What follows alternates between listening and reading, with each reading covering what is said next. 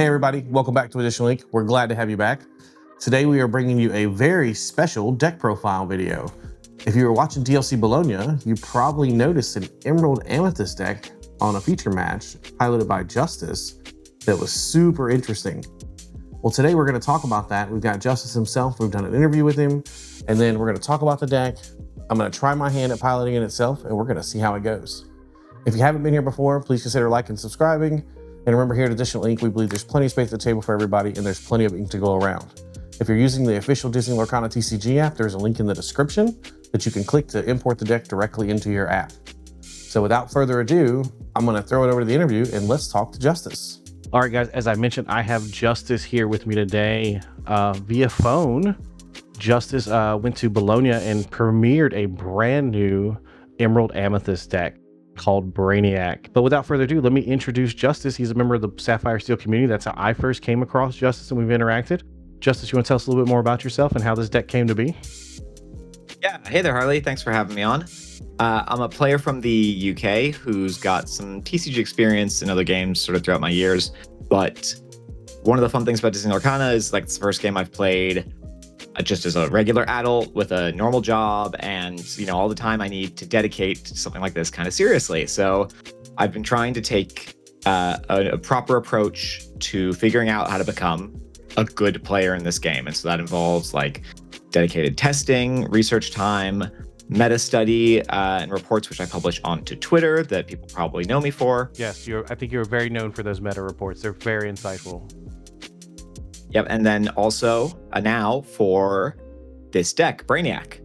And so this is really like the first product of trying to establish a more dedicated testing environment and collaborative effort here in the UK. So a little bit of background on that. A lot of European countries are just like really great at TCGs, right?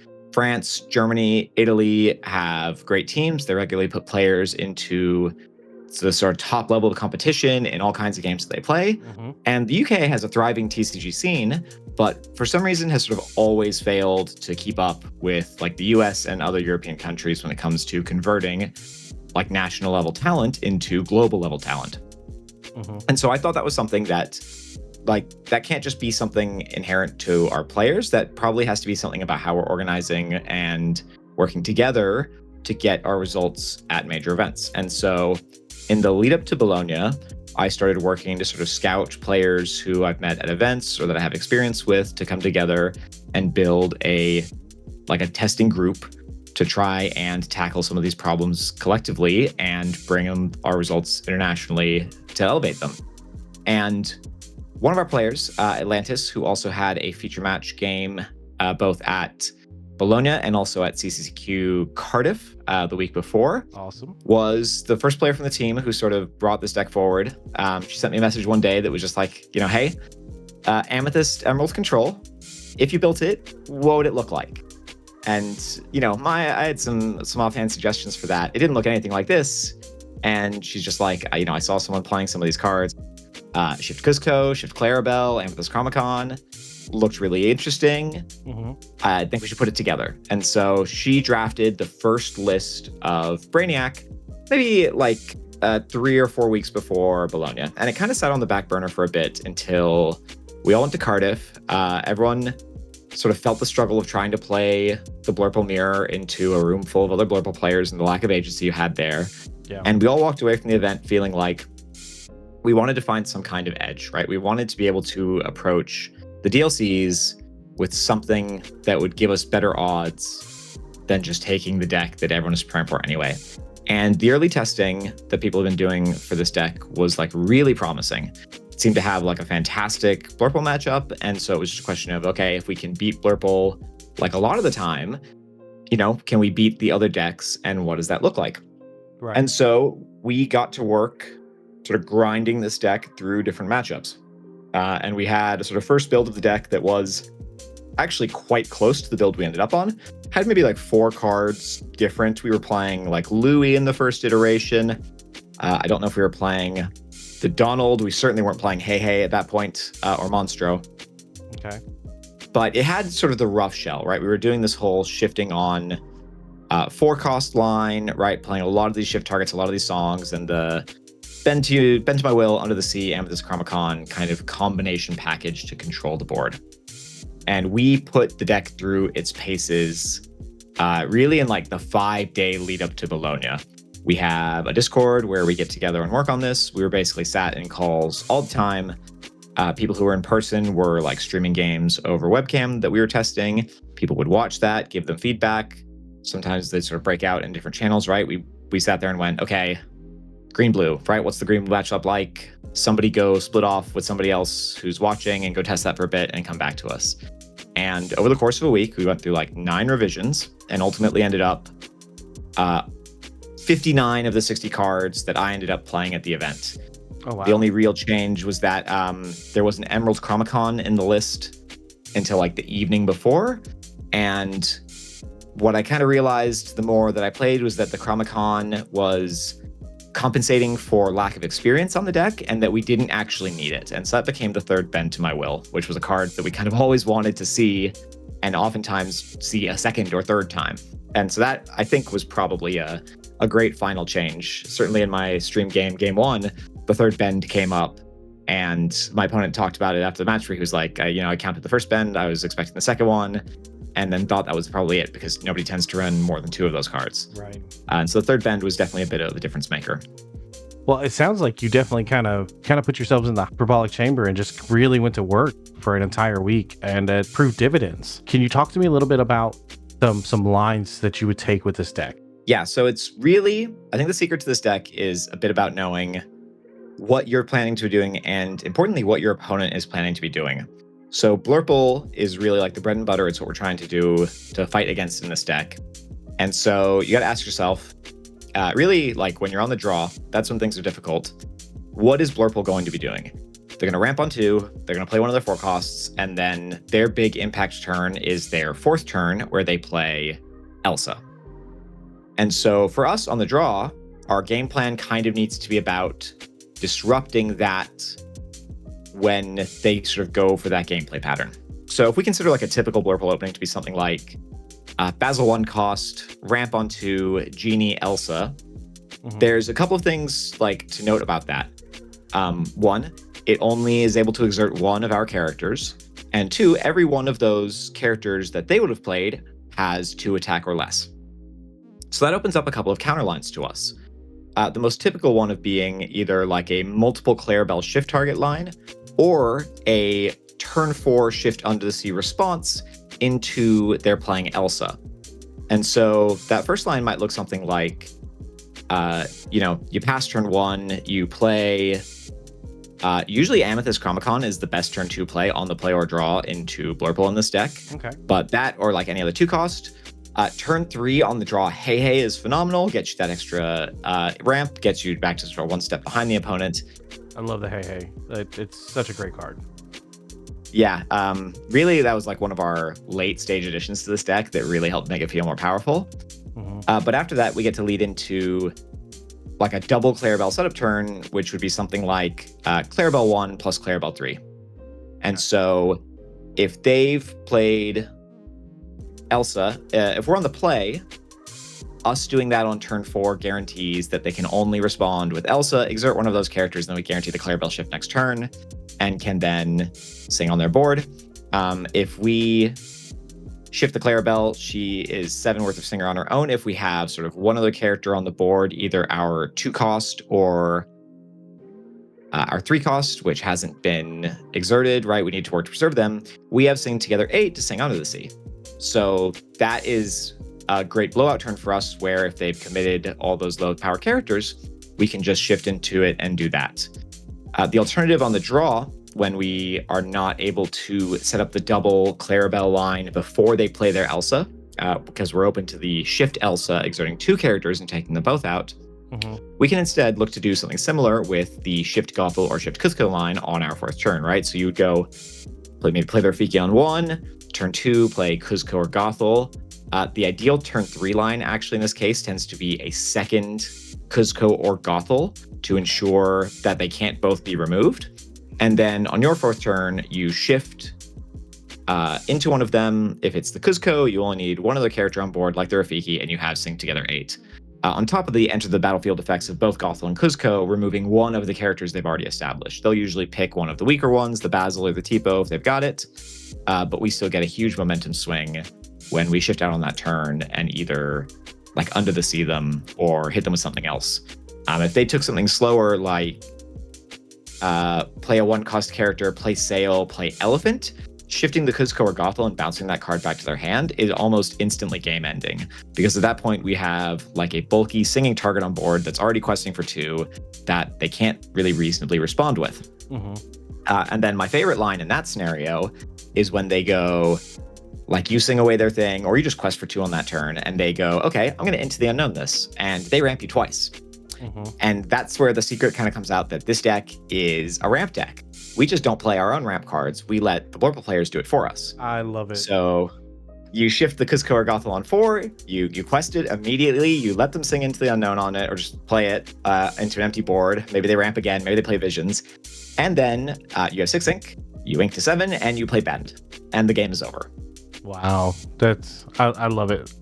Because I know we've had some conversations in the Discord about letting Blurple and even Green Blue ramp you in this meta instead of having to worry about ramping ourselves so much, even in Sapphire Steel. So I'd love to see that taken advantage of. Yep, it's sort of really what enables the Monstro as well, right? 8 is pretty expensive. It takes us a while to get there. But into both Blurple and Green Blue, it's such a powerful, like, cleaning up the board force, especially after it kind of lets us spend more proactively while leaving them with stuff on board, because then they're either just going to not quest those cards, or most likely they start questing them, and then we can play down the Monstro and just clean them both up, while sticking out an 8-cost singer that can be repeatedly readied to sing every single song that we draw.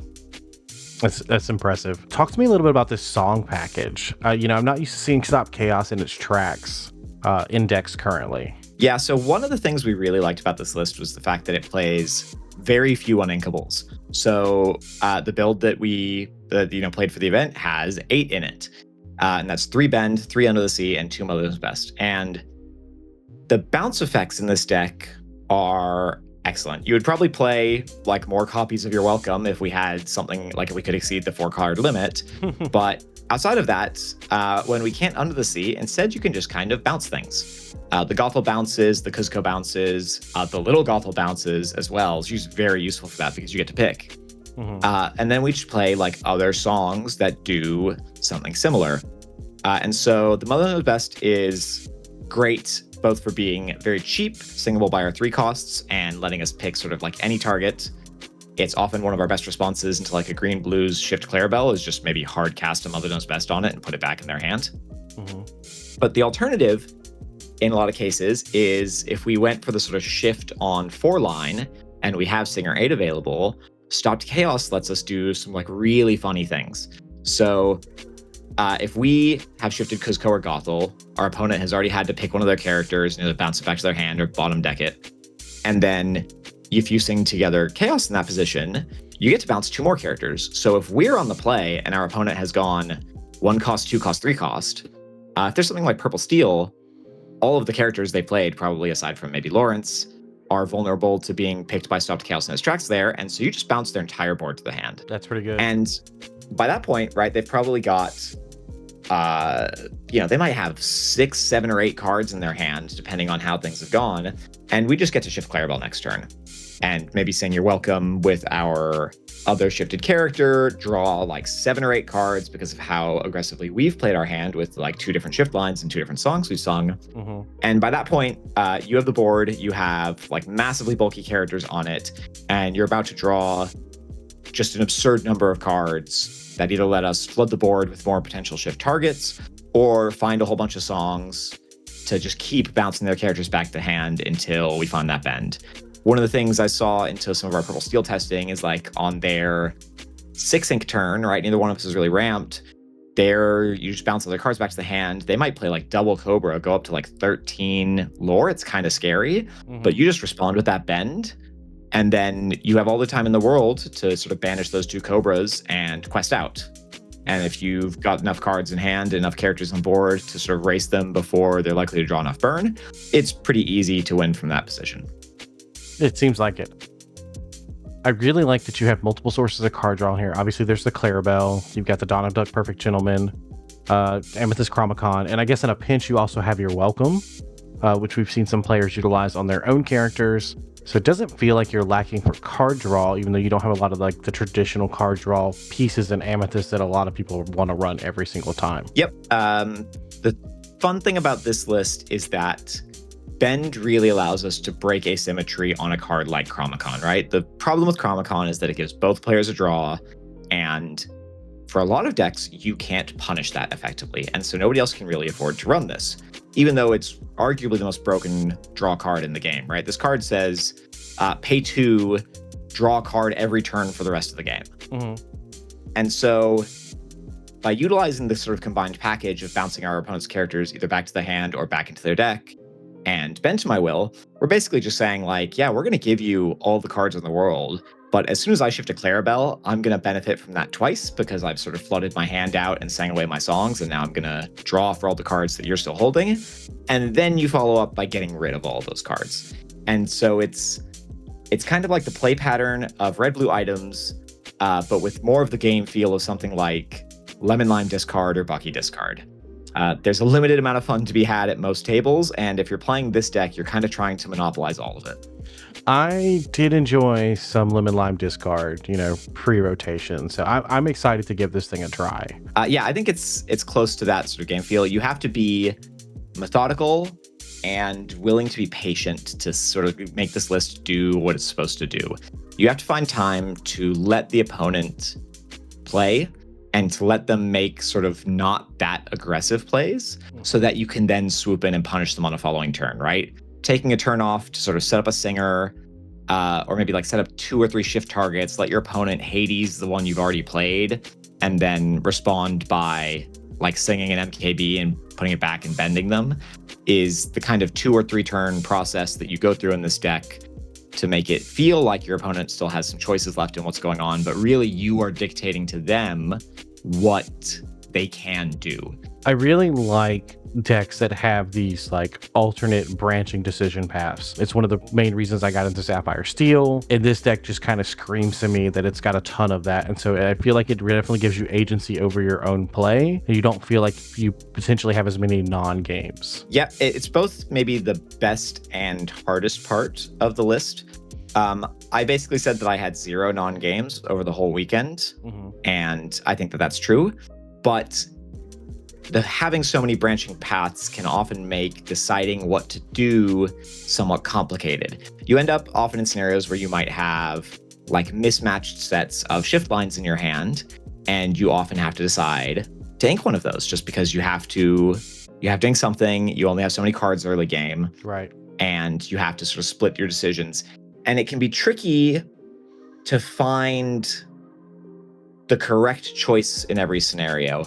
And it's even one that after like all the testing and all the people playing it that we've done on this deck, we still actually find it hard to agree in a lot of spots what the correct move is. But every choice seems to be sort of equally okay and possibly just depend on what you draw into. But then sometimes there are still situations where it's like there's right decisions to make, and you have to make sure that you're sequencing your turn in the right way. I had in my game 2 of my feature match, I opted to sort of play a Cusco, do some stuff on the board, and then right at the end of the turn, I hit the Amethyst Chromacon, and the card it drew me was Bend to My Will. And if I'd just sequenced that correctly, started my turn off by hitting the Chromacon, seeing what I drew, it would have been 100% correct to just play the Bend immediately, and then give my opponent a chance to quest. They had a Basil 7 and a John Silver on board, and I had a Monstro in my hand. So I would have spent, 1 turn bending them, letting them gain 4 lore, another turn just playing Monstro and banishing them both. And then following that, I have they've had 2 draws and I have a hand full of a whole bunch of cards, and I'm just going to get to flood the board and make sure that they can't stay on it for the rest of the game.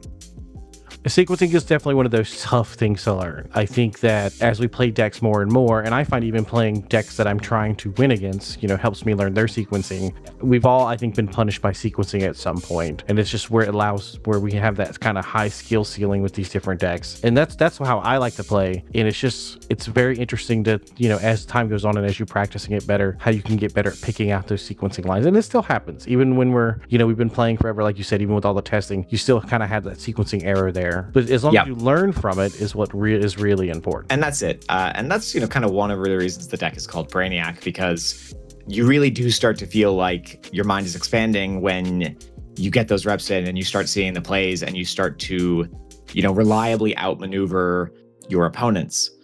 This deck specifically is basically 100% into blue-purple if you're piloting it correctly.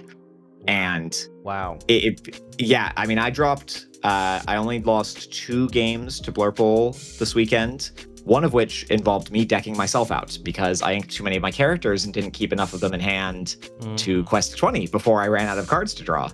The other one, so really it was like across 9 games, I lost 1 game to Blurple where I just didn't see any draw. But aside from that, if you can sort of hit your first Chromacon, that's it. Blurple, it's sometimes tight. Sometimes they're getting to like 16, 18, 19 lore. But once you develop sort of a critical mass of singers and bounce and draw, you can just put all of that back in their hand and bend them, and there's nothing they can do about it. I think that's what we're seeing from a lot of the decks that are playing kind of control is, our opponents are getting to 16, 17, 18, 19. And we're having to kind of play catch up from that point. I think that's just kind of where we're at in the meta, no matter what control deck you're playing. Yeah, and that's definitely a bit of a worst case scenario, right? That's like an on the draw and your opponent started pretty fast and it took you a while to get going kind of scenario. There are plenty of other games where, your opponent's gaining 0 lore if you're on the play, or they're getting maybe I had some Amber Steel opponents get 6 or 7, and that was it. Can you tell me a little bit about your Amber Steel matchup? Because I see that you played it in round 1 and round 12, and you won both of those. And I know that is a matchup that a lot of people struggle with, no matter what they're playing. Yep. And so there's an element of you need to mull and you need to kind of hit your cards that you're looking for. So in my first round against Amber Steel, in my second game, I opened Rafiki, Ursula, Rafiki plus one of the 2-cost shift targets. And so that was my first 3 turns. They went Daisy, Lady plus Daisy, but I hit the strength with the Ursula, and the combination of Rafiki plus 2-cost characters getting you a combination of 4 basically just meant that I was able to respond and challenge every single one of those. And by turn 4, I had stabilized the board and removed 3 daisies from it. Nice. I'm pretty sure I shifted on the board. I think it was the Cusco. They bottom decked one of the daisies, and I was just able to sort of challenge or sing the one remaining lady that they had on there. And by that point, I've got several characters on board. They have a couple of cards in their hand. And I can just start, at that point, drawing off the Chromacon and looking for the Under the Sea. They can sort of play Pete, but we have, the Mother Gothels, the Ursula, or the Cusco's shifts, and the Mother Gothels, small and big, to keep disrupting them while they're setting up the board. And with Pete costing 3, they just can't afford to play that many of their 1 costs or 2 costs, if they even have them, and play Pete at the same time to protect them. So as long as they're not at something like 16 or 17 lore, it's actually fairly trivial to keep them off the board once you've established control of it. And you can just afford to start playing Chromacons and drawing all kinds of cards at that point, and you will be able to draw, way more removal and get to your bend to my will before they can do anything to try and threaten you out there. Okay. We've talked about the Blurple matchup. We've talked about Amber Steel. Are there any other matchups you want to cover? So Dogs is similar to Amber Steel. We have ways of disrupting them and challenging them. The shifting on 4 is very powerful. The sort of turn 4 Under the Sea after shifting is also incredibly powerful. They are a little bit trickier because they can play Ursula 2 to try and deny us the Under the Sea. But for them, that is a very slow and expensive turn. And so if we get to open something like Rafiki into one of our 2-cost shift lines, we can basically just challenge and fight for the board from behind, and there's not a lot they can do about it. Although Go-Go is a little bit scary, Mhm. but we can play around that with using our 2-cost Mothergothels and our Mother Knows Best to bounce our own characters back to our hand. So that's always something to consider. That's a pretty spicy play there. I like that. Yeah, I had one time where I had a shifted Mothergothel saying Mother Knows Best on herself to put both of them back in hand to then play again, like immediately for 2 more bounces. That's where we're getting into that high skill level, and that's just a fun play to do. Maybe not fun for your opponent, but fun for you. I think pretty fun to watch happen as well. When I saw that line, I kind of lit up a little bit. I was like, oh, this is so good. Oh yeah. You know, it's early set testing. I was playing Scar, and I imagine it's kind of similar to like the first time I was like, wait a minute, I can draw 22 cards off of Scar right now. Yeah. You know, you see those things and you're like, oh, this is really cool. Yeah. And then the other matchups to mention really are green, blue, and purple steel. I'll start purple steel. It is probably like a dead on 50-50. If we can open like Rafiki and some of our 2 costs, we can kind of stabilize a little bit on the draw. If we're on the play and we can shift into some early singers, we can like really punish them with something like the Stopped Chaos to just bounce all 3 of their characters back to their hand on our 4th turn and deny them like any agency in the game. That's amazing. But they do have the ability, more than a lot of other decks, to both resist Under the Sea because so many of their characters have 3 strength, and to burn us out if we don't find a Bend to My Will.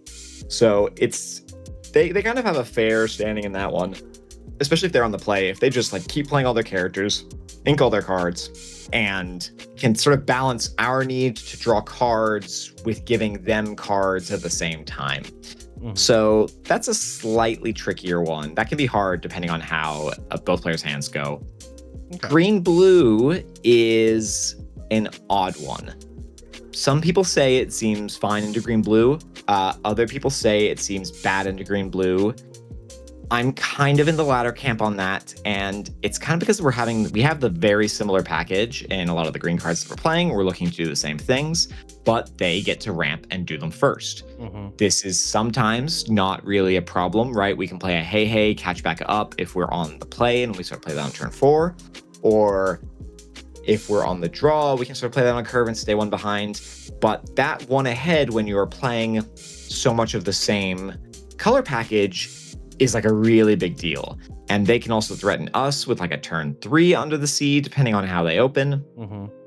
But we have Ursula 2 to sort of break that parity as well, right? We can just play her on curve and almost always hit something against that deck, which is pretty incredible, right? We either deny them an Inkable Song to make ramping and holding their hand harder to do, or if they have the Under the Sea, you pull that thing right out of it, and all of a sudden that's one of their best tools for disrupting our ability to go wide, gone from their hand already. Yeah, so now they've got to dig to try to find another one. And so there's a bit of posturing back and forth in that matchup. I think there's some of it visible in my stream game where you spend a lot of time just removing your opponent's low value units at a premium.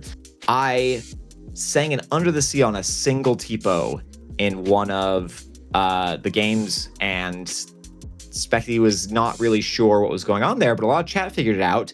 I didn't want to let him shift Baymax onto the TPO and sing a song to remove my shifted Cusco, which was my singer.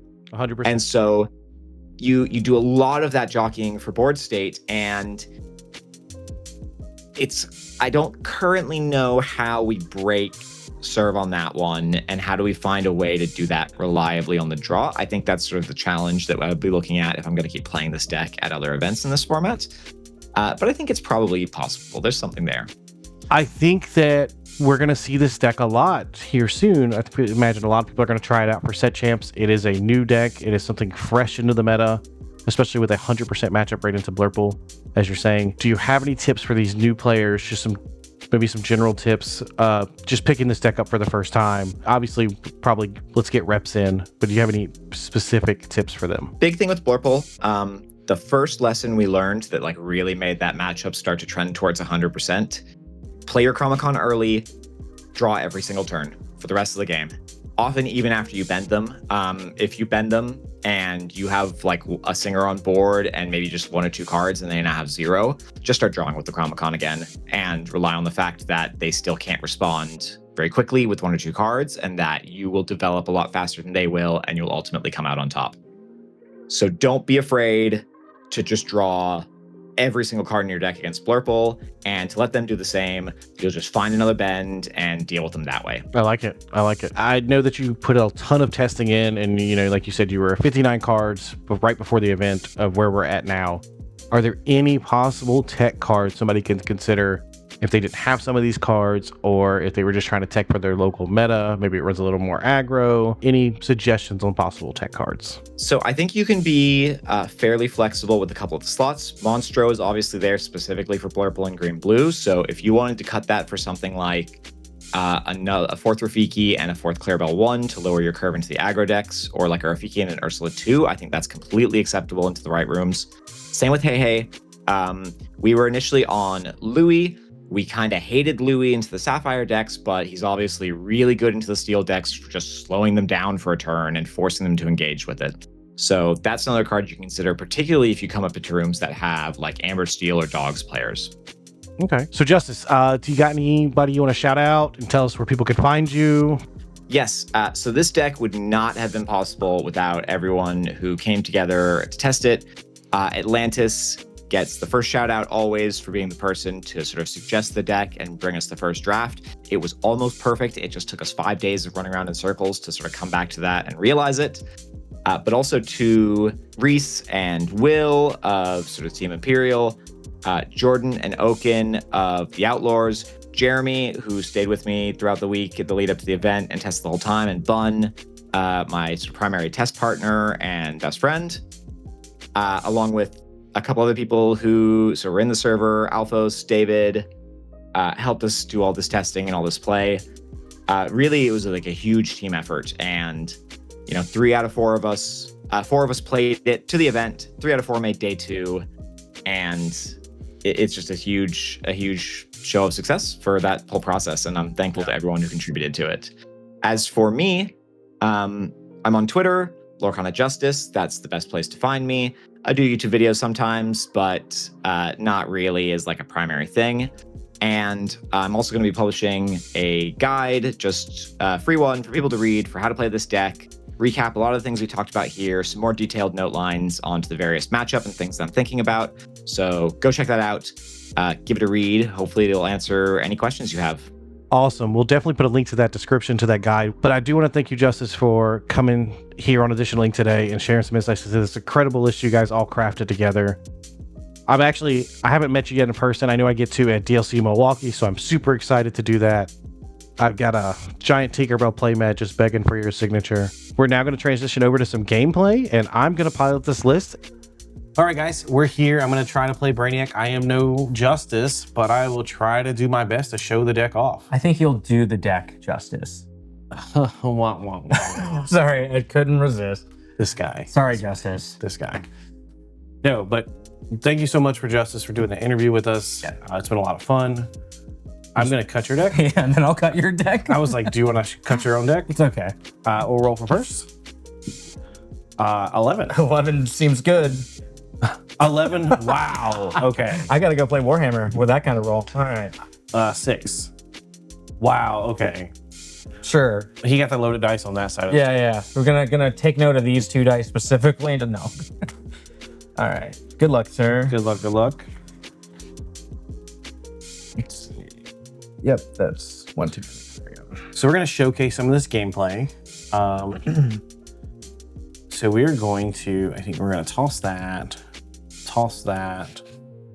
We'll toss this one. We'll toss this one. And I think we're going to do 5. We're going to try to showcase what the deck can do.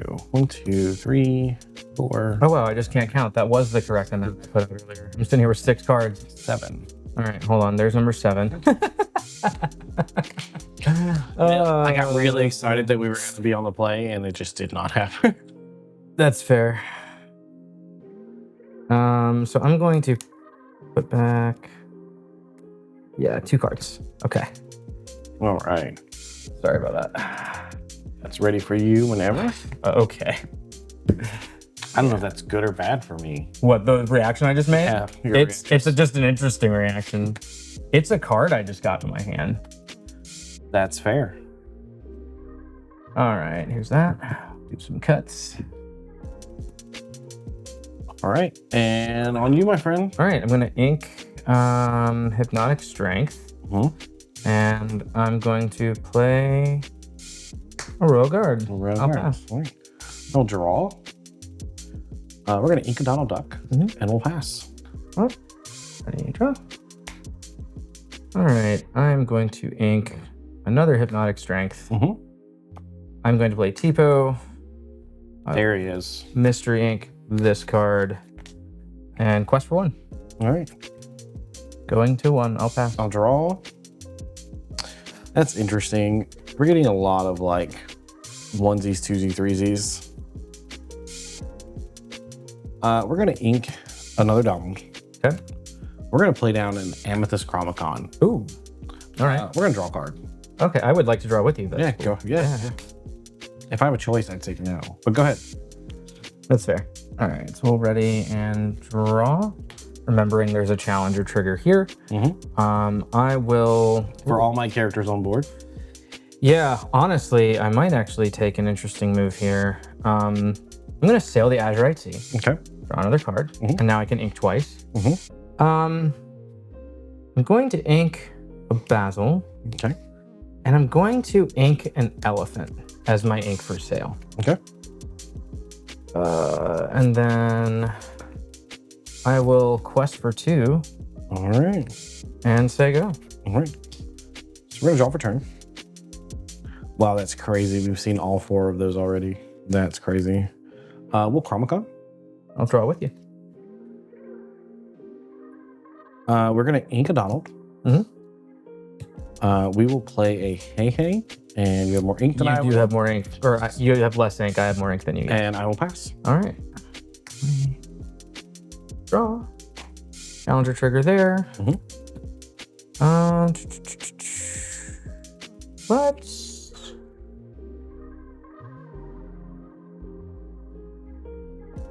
ink Basil. Basil. I'm gonna pay 5 for an Elsa. We'll tap the Hey down. Sure. And we'll run into Hey with these 2. Okay. To finish it off. So I'll put 2 damage on Elsa. The Royal Guard will sadly go away. Okay. And then I will quest for 1 more here. All right. And pass the turn. All right. So we'll draw. At this point, I think what we're gonna do is we're gonna draw a Chromicon.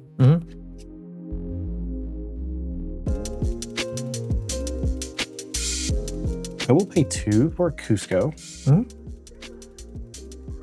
I'm going to ink. Oh, I totally missed that Chromicon trigger, didn't I? Monstro, you did. Yeah, okay. Spaced out. Gotta be in the game. You have how much ink? I have 1, 2, 3, 4, 5, 6. All right, so I'm going to play another Hey, Okay. and we'll ramp off the top again, Seems good. and I will pass. All right.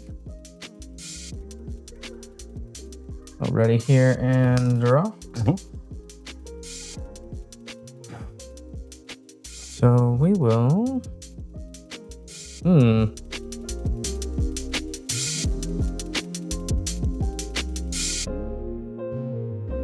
I'm gonna quest for 2. Okay. And then I will play an Elephant, and I'll bounce the Elsa to my hand to use for later. Okay. And with the last 2, not doing much else, I will pass there. All right, so we are going to...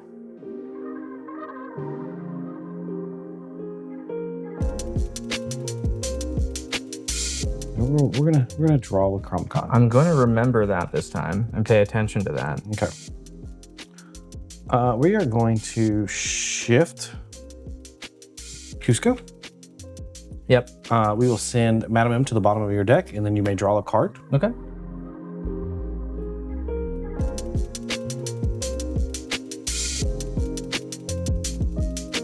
Yeah, I figured that was coming.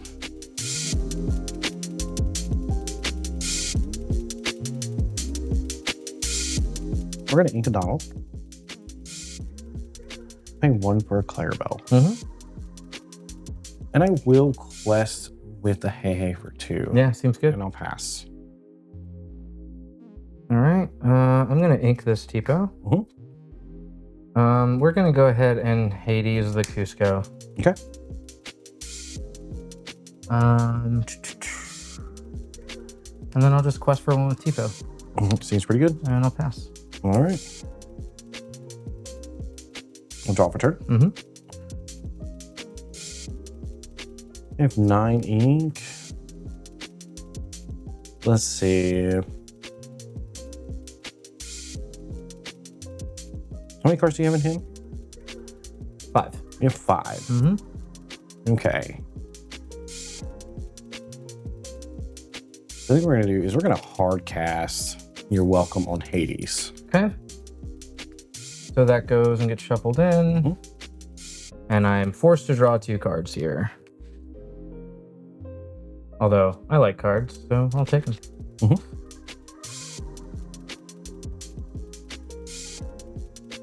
All right, if you'd like to cut before I draw my 2. Okay. All right, 1, 2. There are 7 in hand now. 7 in hand, okay. Full grip. So let's Chromicon. Sure.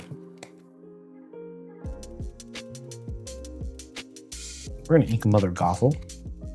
Mm-hmm.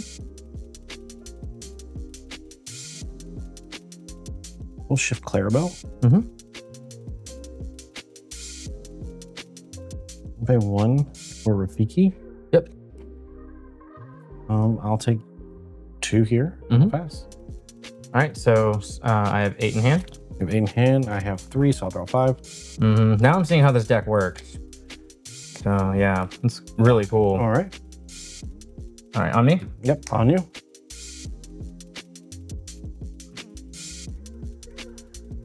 Yeah. I think this Robin.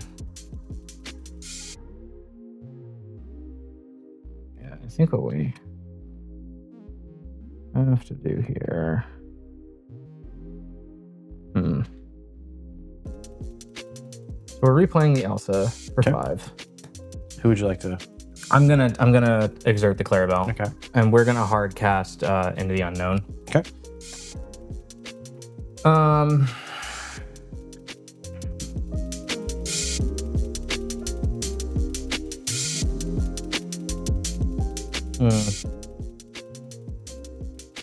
Question is, do I just go ahead and just knock out the hey? I would lose the Tipo, obviously, but it does keep you a little bit more contained. And the Rafiki can't swing back on the Elsa. I'm just gonna do that for the sake of Okay. trying to maintain board control. So Okay. 2 damage there. Okay. And I will pass to you. We're going to draw for turn. We will Chromicon. Yeah, I'll draw. You don't have a Clarabelle on board. I will ink Chromicon. We will pay 6 for Mother Gothel to return. You have to choose a I character. think I smell what's coming. And then we're gonna pay 7 For Ben? bend to my will. Cool. Elsa, Genie, Madame second star, Madame second star, Vision, Dumbo. That's pretty good. Yeah. Very good for you. I will quest for 1 and I will pass. All right, already here. We'll sail. Draw. That's really sad. I'll pass. Okay. We will draw for turn. I will ready all of my ink. 1, 2, 3, 4, 5, 6, 7. We'll play Cleric Bell. We'll pay 2 for a Cusco. And we'll pay 2 for another Chromicon. Okay. And I will quest for 3 here. Did you use No, I did the- not okay. use it. I forgot to ready it. And I'll pass. I know I missed it last turn, but like it is what it is. All right. So, and I had 1 in hand, so yeah. I'll draw. Let's see. This is pretty good in a Blurple. I was a little worried there for a moment, but this is fun. Hades of the Clarabelle. Sure. And I'll play a Royal Guard and I'll pass. Okay. I'll drop a turn.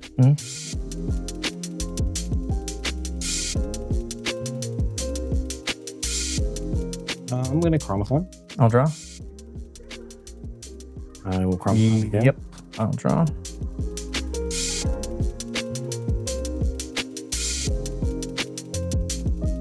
We will pay 1 for Clarabelle. Mm-hmm. We'll pay 3 for this Clarabelle. I have more cards in hand, so no worries. Mm-hmm. We'll pay 3 for this Clarabelle. Mm-hmm.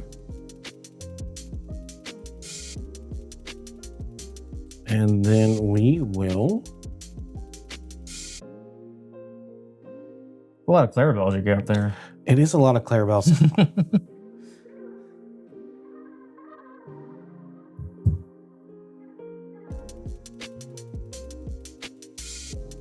Actually, hold on. I'm going to do this correct. Mm-hmm. Actually, that's fine. I'm going to sing You're Welcome, targeting my own Clarabelle. Okay.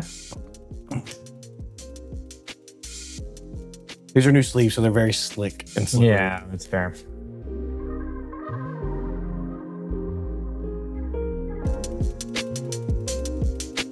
I didn't realize I've drawn so much of my deck already. Mm-hmm. Sure have. 2.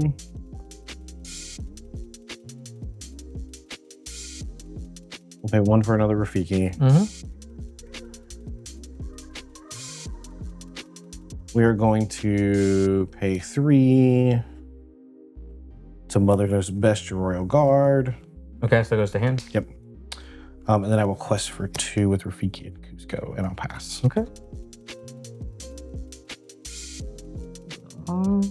This ink is I have more ink than I've had in a long time. Yeah, the amount of ink I've had to give you here in this game has been crazy.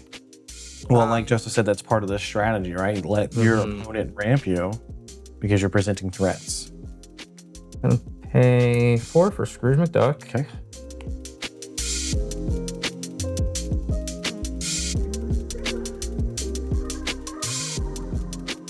Ink Tipo.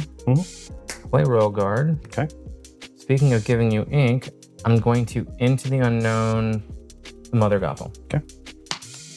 And then Hades is going to take out the Cusco. Okay. I'll draw a card. To prevent that shift. Okay. And I will pass there. All right. I will ready. I will draw. How much ink do you have? So, sorry, 9. I have 15. Okay. You're welcome. So we're gonna pay 3 for another Clarabelle. Yeah. We'll pay 3 to get a Hey Hey down.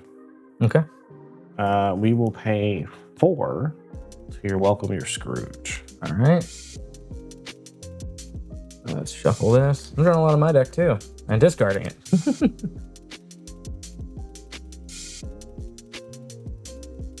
There you go.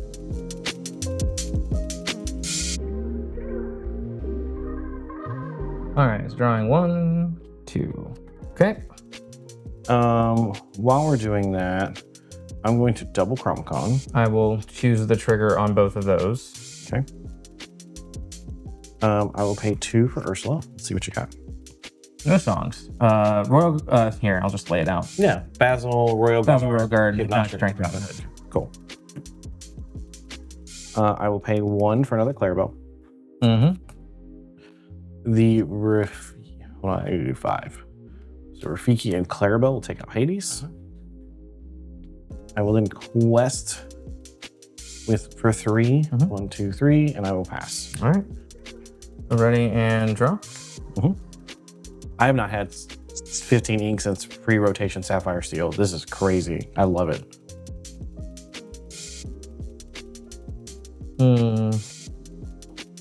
Well, definitely.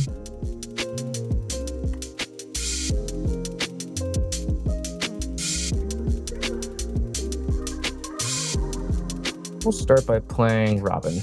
Okay. See what we draw off of. Well, how many cards do you have in hand? Oh, I have more than you. God Yeah. dang. See, I just assumed you had more. I've totally scuffed this game. It's all right, man. I've Your opponents can scuffed mess up their this game. sequencing.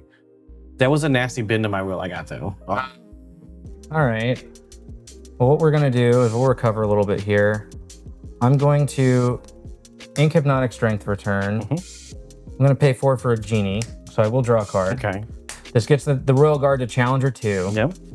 And he is going to trade with one of your Clarabelles. Okay. 6, so that does keep you off lethal. Yep. And then I'm just going to have to pass there. Okay. We will ready. We'll draw for turn.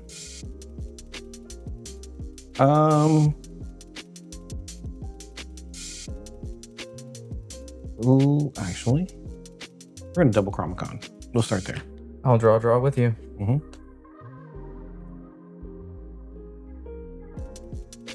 I will pay 1 for a Clarabelle.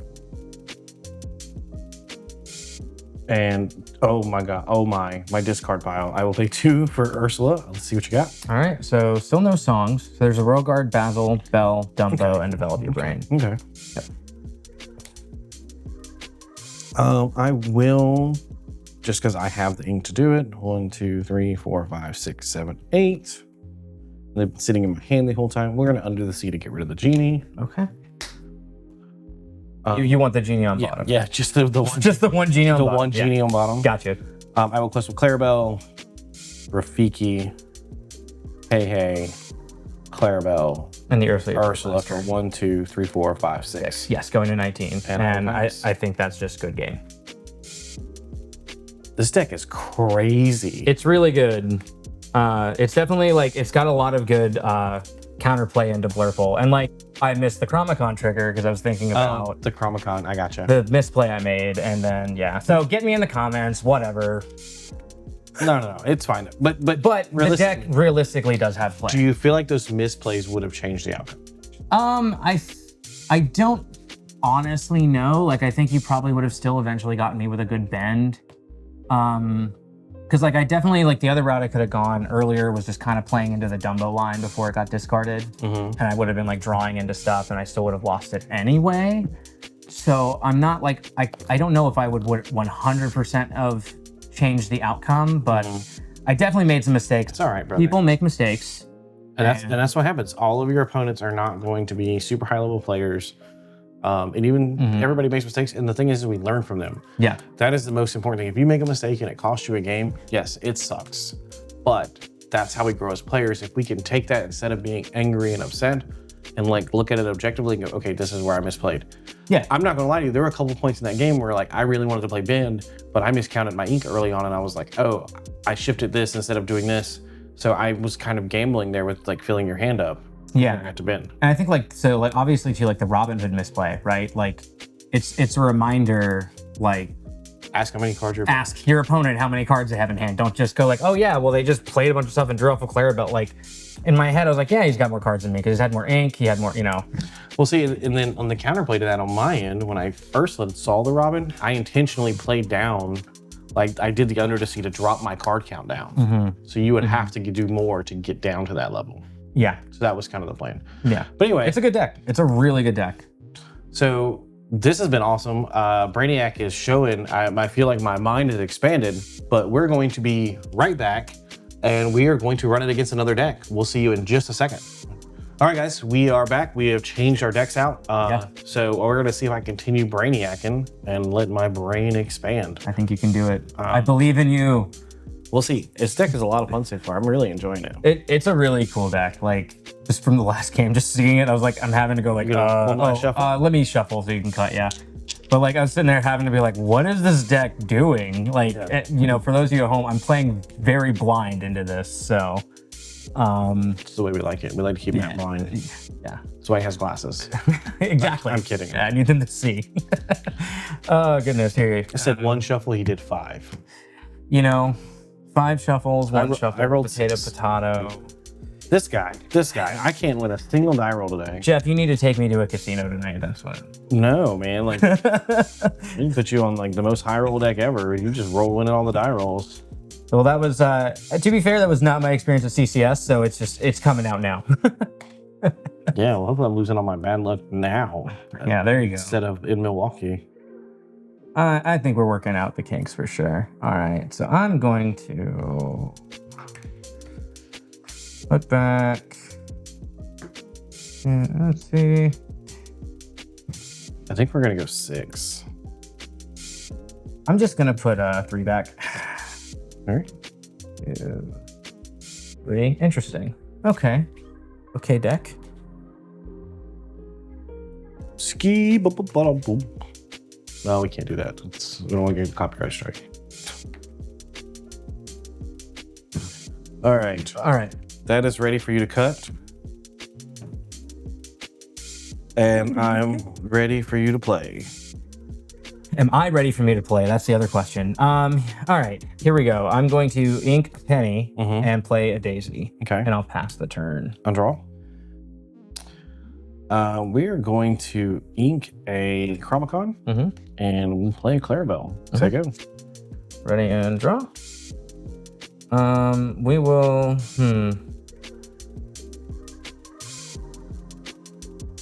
Ink a Rhino. Play a penny. We'll give the resist here and quest for 2. You have a daisy trigger. Daisy trigger is a Clarabelle. All right. I'll pass to you. All right. I'm going to ink a Cusco. We'll play an Ursula 2. Yep. You're going to take the Strength of a Raging Fire. I am going to take that Strength of Raging. Double Tiana. Double Tiana and a Nala, yeah. But you did just rip the last ink out of my hand. So let's go. I'll pass. We're going to see if I draw ink this turn. Draw. Well, there she is. There's a lady. So we'll ink her and play the Tiana so we can keep playing the game.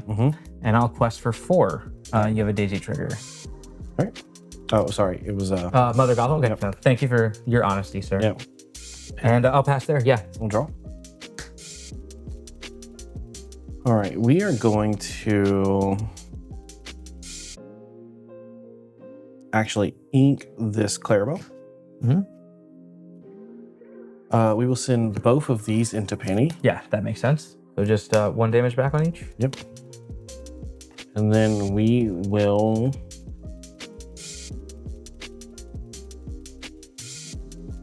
hard cast Mother Knows Best.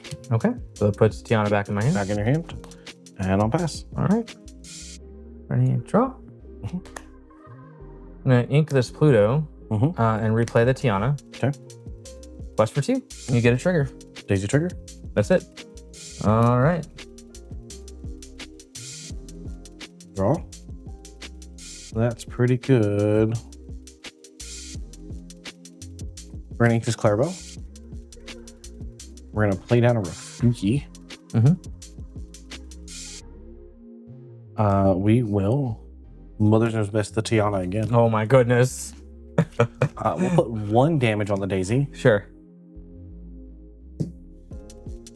And I will pass. All right. So I will ready here. Draw.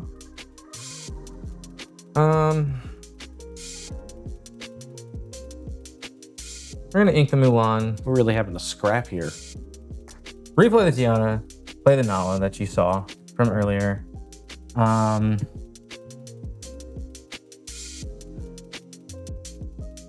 Yeah, man. I think I just go for it here. I'm gonna quest for 2. Okay. Daisy trigger. Monstro. Ask you. All right. Well, ready. We're gonna start off by taking the Daisy.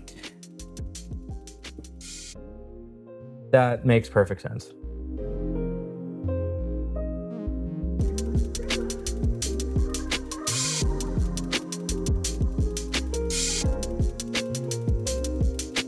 We're gonna ink a Mother Gothel. We will 2 for Cusco, 3 for Clarabelle, and I will pass. Okay. Ready and draw. Yep, we just gonna do what Amber Steel do. Play a Tiana and play this Daisy I just drew. Okay. Quest for 5. Yep. And I'll pass to you. All right. We're gonna draw. We're gonna ink this Donald. Yep. We are going to 1, 2, 3, 4, 5, 6, 7, 8 under the sea. Nice. It doesn't. Do you care what order? No, just scoop them up, throw them down. Yeah. You're like, well, you're not getting there, boy. No. And I'll quest for one to Rafiki and get on the board, and I'll pass. Help me, I'm in danger. All right, I'm gonna ready. Okay. Pass turn. Okay. I'm just showing the camera. Oh my god.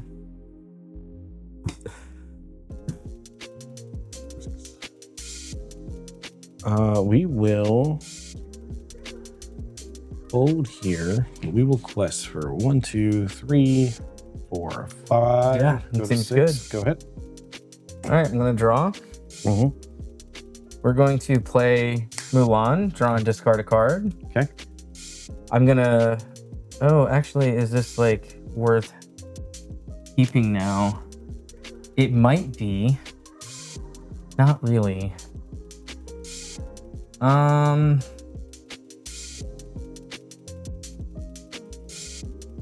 Is the right move just to keep one? No, I don't think so. I think the right move is to keep bodies. So I'm going to discard the Strength of a Raging Fire that I drew last turn. Okay. I get it now. That was what the lap was for. Yeah, and then I'm going to play this Rhino I just drew into. I will give a minus. I will give a minus to Ursula. Okay. And I will pass. All right. We'll draw for turn.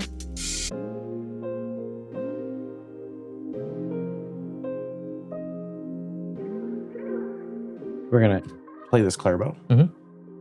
I'm sorry to disappoint. I have no cards in hand. No, it's fine. We are going to Under the Sea again. Would you like Mulan or Rhino? Does on the not bottom? matter. Does not matter. All right. And Irrelevant I would choose, but we're not getting there today. Yeah, probably not. And I'll pass. All right, draw. Just play the card. Go ahead.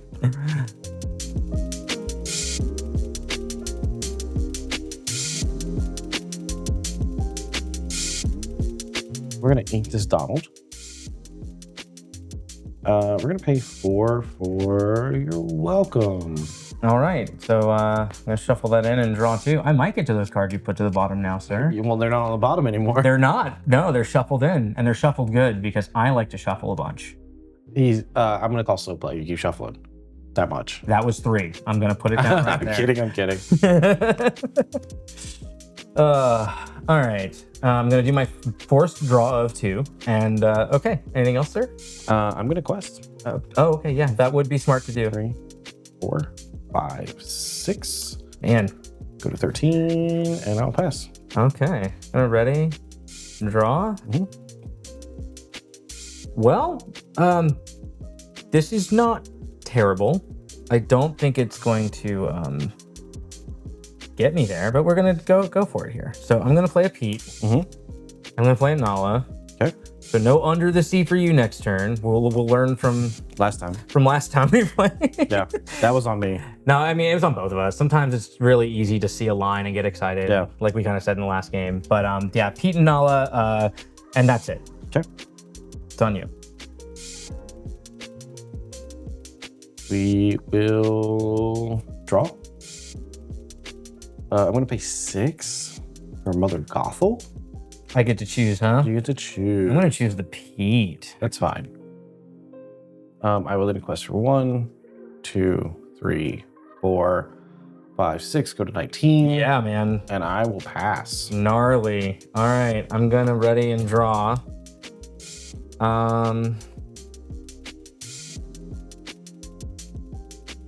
You know what?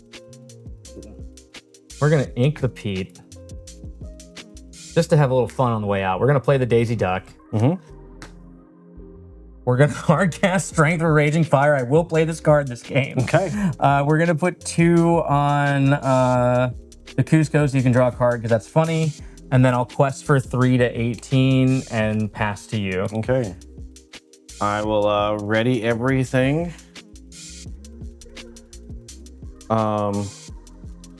Your Nala offended me. Okay. So I'm gonna return it to your hand. Obviously, guys, we realize none of this is necessary, but we're just having a good time, you know? And then I'm gonna quest for 1, 2, 3, 4. 5, 6, 7. Nice job, Yeah, man. that's the Good game. Yeah, that was fun. So the big thing here is like in this matchup, I really didn't see a lot of my shift targets, and when I did, I had to ink them, but I didn't have as like so in my hand. I still had Bend and Monstro.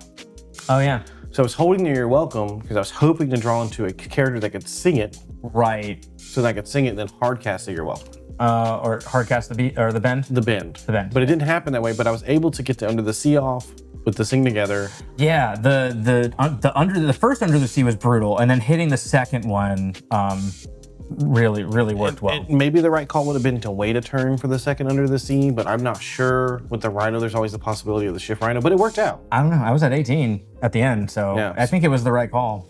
That actually is true. Yeah. But no, super cool deck. It's got some real play into aggro. It's got some real play into Blurple. Like, I mean, even with optimal lines, on Blurple, I think it's still got a lot of game with the way it's constructed. So yeah, really cool deck. It's a super fun Really deck. cool. I recommend you guys check it out. Don't forget, there's also the guide that Justice put together that is linked in the description. And it's something. It's a breath of fresh air in the meta we've been in. I've really enjoyed it so far, and I think I'm going to get some more reps on it. Yeah, I think you should. I might get some reps on it. It's a cool deck. All right, so we are going to see you in half a nanosecond at the table. Yeah. Man, I feel like just like Justice said, I feel like I've become Brainiac. My brain has expanded. That was a lot of fun to play. Yeah, it was fun to play against, honestly. Really cool deck. So, Blurple, it felt very, so like, there was a couple scary moments for me, but because I hadn't piloted the deck before. Yeah. But I got there because I remembered from the interview, Justice said, get down that Karamikon on 2. It's like the best play. Yeah, it was good. And was good. that massive bend to my will, it was so fun. Yeah. I feel like I was monopolizing the fun at the table. Yeah, you definitely were like, all the fun belongs to me now. It was good. You just kind of scooped it. It was a lot of fun. It was good. The deck definitely does well into Blurple. It does well into Blurple. And like, so like one thing like about that game too is I feel like yes, there are points I'm sure that we see that I could have played it a little better. But I think even if I had played a little more optimally with the Blurple list, I still think that deck would have come out on top. I still think Justice's deck would have taken it. We talked a little bit off camera, and you were explaining some of the things that you felt like you misplayed. But from my side of the table, I couldn't even tell that happened.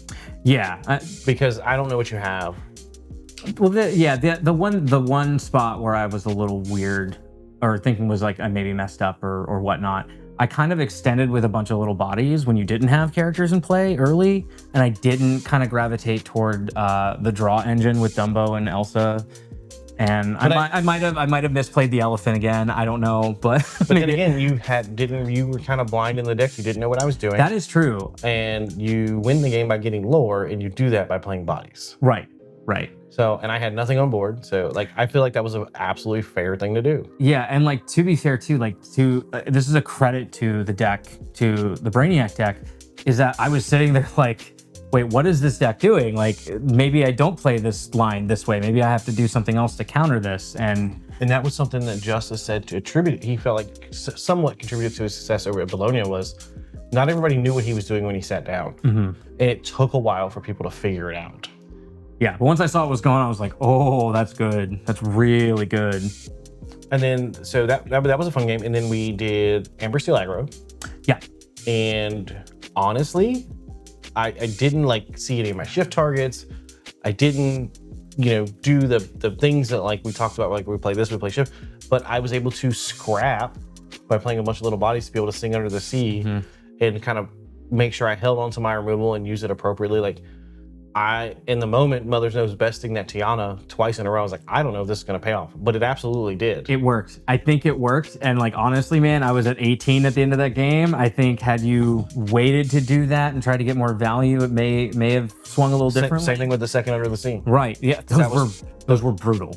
Those were absolutely brutal. 2 lore on board when I used that second one. Yeah. I was like, am I being greedy here? Am I going to pay for this? And ultimately it worked out. So I think the deck's a lot of fun. It definitely has game into the meta decks, and I think it's something you should definitely try out. Yeah, and like I think a lot of like a testament to that style of play that you did there is just trusting the deck to have the tempo while you're building that board. You get to a point where you're questing heavy after you've made the aggro player burn out, or the Blurple player is burned out, maybe trying to ramp or something like that. So yeah. Well, in the Blurple game, like you ramped me. I got value off Hey, and you ramped me. I had 15 ink. I haven't had 15 ink since pre-rotation Hiram ban.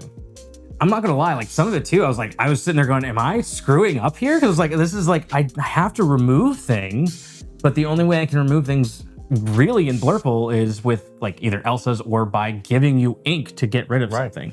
Well, and I think that's one of the beauties of the deck is it presents these threats that your opponent feels like they have to get rid of, and it can cause these suboptimal plays. And like Justice said in the interview, it secretly is kind of a ramp deck. Yeah. But you're depending on Hey and your opponent to ramp you. Yeah, it's a my opponent ramps me deck. I love that. I love the inclusion of the Hey, the 2 lore quester. It kind of made me over-evaluate, you know, and kind of commit to like taking that out, and then you just played another one, right? Yep. And it was just like, it was rough. Well, really cool though. Thank you so much to Justice once again for coming on, talking to us about this deck. Thank you for brewing the deck with you and all your friends and everyone else, your teammates that spent the time in the hyperbolic chamber brewing that thing the week of Bologna. It's awesome. I'm excited to see where it goes from here. It's so much fun. I cannot recommend playing it enough. Yeah, fantastic list. Well done. So again, check out Lorcana Justice on Twitter. He has a written guide that he has put out for free for this deck. The link is in the description. If you have the official Disney Lorcana TCG app, there's a link that you can click and import the deck directly into your app for easy use. And as always, here at Additional Ink, we believe that there's plenty of space at the table for everybody. And plenty of ink to go around. So we love having everybody here. We hope you come back. We're just a couple friends hanging out, playing Lorcana, having fun, trying to help grow the community and improve the community. If you haven't liked and subscribed, please go ahead, and hope you come back and hang out with us again. Stay tuned for your next drop of Additional Ink.